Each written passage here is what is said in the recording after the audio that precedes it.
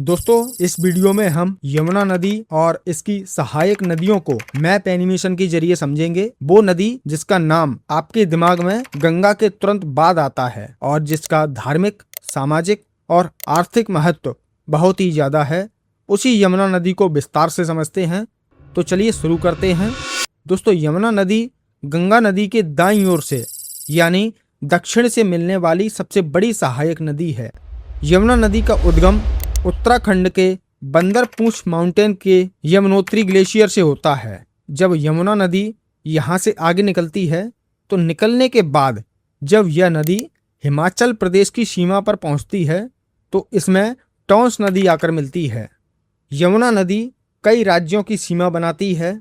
सबसे पहले जब यमुना नदी यहाँ से आगे बढ़ती है तो सबसे पहले हिमाचल प्रदेश और उत्तराखंड की सीमा बनाती है।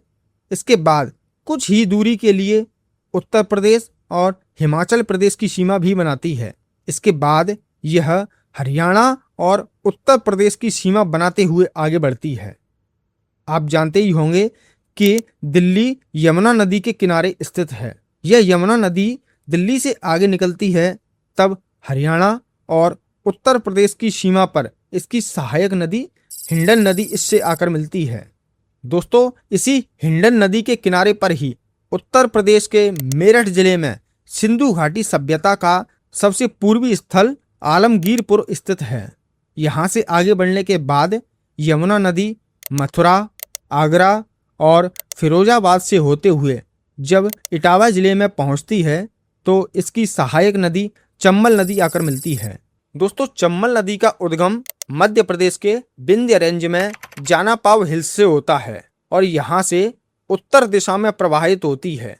चंबल नदी राजस्थान में प्रवेश करने के पहले सीमा के पास ही मध्य प्रदेश में इसी नदी पर गांधी सागर डैम स्थित है और राजस्थान में प्रवेश करने के बाद इस नदी पर राणा प्रताप सागर डैम स्थित है। आगे जाकर इसी चंबल नदी पर जवाहर सागर डैम भी स्थित है। इसी के साथ कोटा में इस नदी पर कोटा बैराज भी बनाया गया है।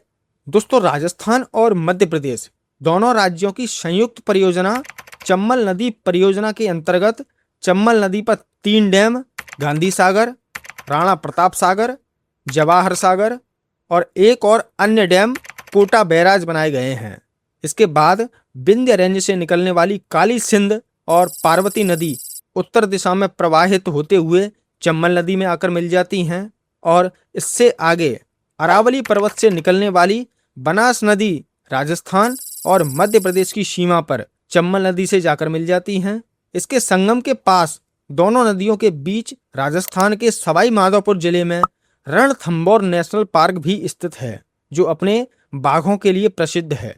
इसके बाद चंबल नदी मध्य प्रदेश और राजस्थान की सीमा बनाते हुए उत्तर पूर्व दिशा में प्रवाहित होते हुए आगे बढ़ती है। आगे जाकर कुछ ही दूरी की उत्तर प्रदेश और मध्य प्रदेश की सीमा भी बनाती है। इसके बाद पूरी तरह से उत्तर प्रदेश में प्रवेश करने के बाद चंबल नदी उत्तर प्रदेश के इटावा जिले में यमुना नदी से मिल जाती है। इसके बाद मध्य प्रदेश में मालवा के पठार से सिंध नदी निकलती है और उत्तर प्रदेश में जाकर यमुना नदी में मिल जाती है। इसके बाद विंध्य रेंज से बेतवा नदी निकलती है और उत्तर दिशा में प्रवाहित होते हुए जब यह नदी मध्य प्रदेश और उत्तर प्रदेश की सीमा बनाती है तो इस नदी पर राजघाट डैम और माता टीला डैम बनाए गए हैं।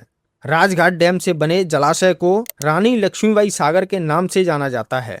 यहाँ मध्य प्रदेश और उत्तर प्रदेश की सीमा के पास उत्तर प्रदेश के ललितपुर जिले में इस नदी के किनारे ही Mahavir Swami wild life sanctuary स्थित है।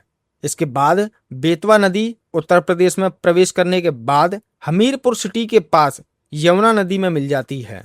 दोस्तों, बेतवा नदी के किनारे ही मध्य प्रदेश के 2 विश्व धरोहर भीमबेटका रॉक शेल्टर और सांची बौद्ध स्तूप स्थित हैं। इसके बाद विंध्य रेंज से यमुना नदी की सहायक केन नदी आकर मिलती है और आगे बढ़ने पर मध्य प्रदेश और उत्तर प्रदेश की सीमा भी बनाती है। फिर उत्तर प्रदेश में प्रवेश करने के बाद बांदा से होते हुए यमुना नदी में जाकर मिल जाती है। और दोस्तों, इसके बाद यमुना नदी उत्तर प्रदेश के प्रयागराज में गंगा नदी से मिल जाती है। आप जानते ही होंगे कि यहीं गंगा नदी और यमुना नदी के संगम पर कुंभ मेला का भी आयोजन होता है। दोस्तों, इससे पहले हम गंगा नदी को भी अच्छे से समझ चुके हैं। यदि वह वीडियो आपने नहीं देखा है तो लिंक डिस्क्रिप्शन में है। दोस्तों, उम्मीद है यह वीडियो आपको पसंद आई होगी। अगर आपको यह वीडियो पसंद आई है तो लाइक करके चैनल को सब्सक्राइब जरूर कर लेना। मिलते हैं ज्योग्राफी से रिलेटेड किसी और वीडियो में। तब तक के लिए जय हिंद।